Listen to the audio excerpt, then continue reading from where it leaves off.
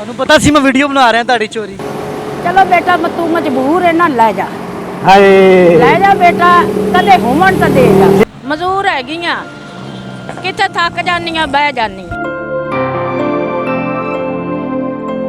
Cash तो है। अगर आपको लगे ना कि आपकी पूरी दिन की दिहाड़ी कवर होती है इस कैश के मुताबिक तो फिर आपने घर जाना है।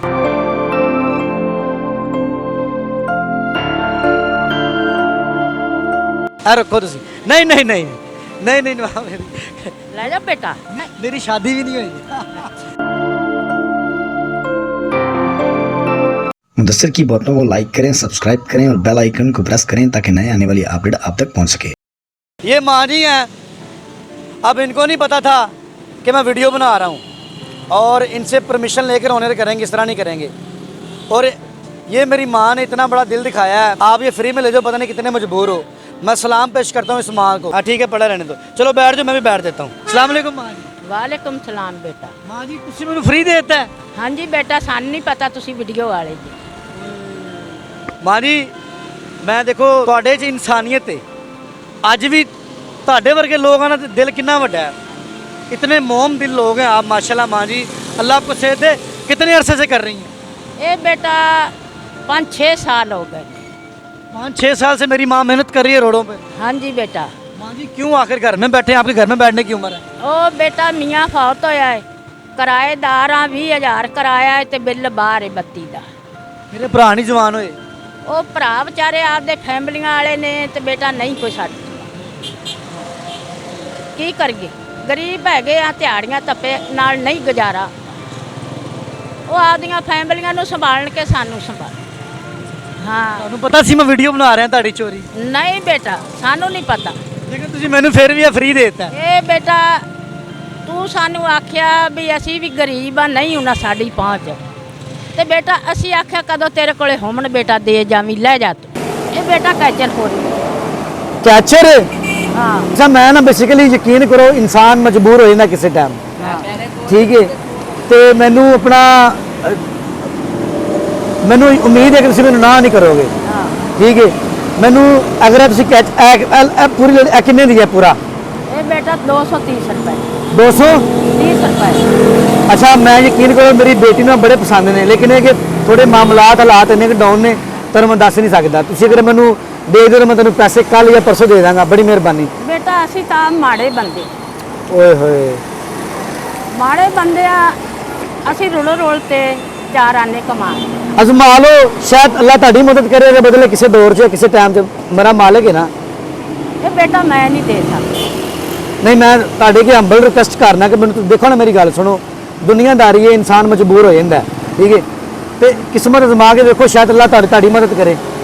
ਚਲੋ ਬੇਟਾ ਤੂੰ ਮਜਬੂਰ ਹੈ ਨਾ ਲੈ ਜਾ।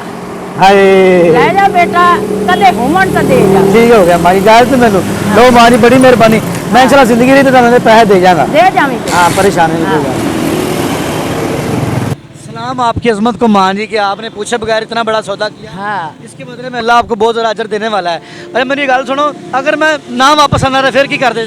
ਉਹ ਬੇਟਾ ਕੋਈ ਬਾਤ ਨਹੀਂ ਸੀ, ਤੁਸੀਂ ਸਾਡੇ ਬੇਟੇ ਜੇ ਨਾ ਵੀ ਦੇਵਾਂ ਤਾਂ ਕੋਈ ਫਰਕ ਨਹੀਂ ਪੈਂਦਾ।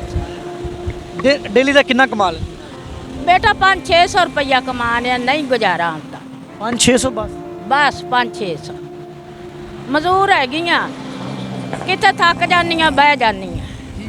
हाँ प्रोग्राम मुदस्सिर की बातों की तरफ से आपको बड़ा गिफ्ट मिलेगा। मैं ये चाहता हूँ कि माँ जी देखें, आपको मैं कैश इन्वेलप दूंगा, आपको लगे कि आपको वो कैश लेके घर जाना चाहिए तो आप घर जाना, वरना ना जाना। अस्सलाम वालेकुम नाज़रीन, तो मुदस्सिर की बातों की तरफ से ये जो कैश प्राइज़ है ये मेरी माँ जी को जाएगा, और वो इसलिए जाएगा कि इनमें इंसानियत है। यार ये लोग भला करते हैं लोगों का, यार सवालिया निशान। इन लोगों से दिल करता है ऐसे ही लेना चाहिए कुछ ना कुछ। ये डिज़र्विंग है, ये सफ़ेद पोश हैं, अपनी मेहनत कर रहे हैं। मैं सलाम पेश करता हूँ इस माँ को। रमज़ान से पहले रमज़ान की खुशियाँ तकसीम कर रहे हैं हम रोड पर। तो माँ जी इसमें कितना कैश है ये अल्लाह को पता होगा और माँ जी को पता होगा, ठीक है। अगर माँ जी को लगे कि इस कैश को दे के घर जाना चाहिए, इतना कैश है तो ये घर जाएंगी। माँ जी आप बिस्मिल्लाह करो सज्जे हाथ नाल। ਇਹ कैश ਤੁਹਾਡਾ ਹੈ, ਇਹ ਤੁਸੀਂ ਇਹ नहीं खोलना, ठीक है। ਇਹ ਤੁਹਾਨੂੰ लगे ना कि इन्ना कैश ਤੁਹਾਡੇ काबंद है तो ਤੁਸੀਂ ਫਿਰ ਉਦੋਂ खोलना है। अगर आपको लगे ना कि आपकी पूरी दिन की दिहाड़ी कवर होती है इस कैश के मुताबिक तो फिर आपने घर जाना है।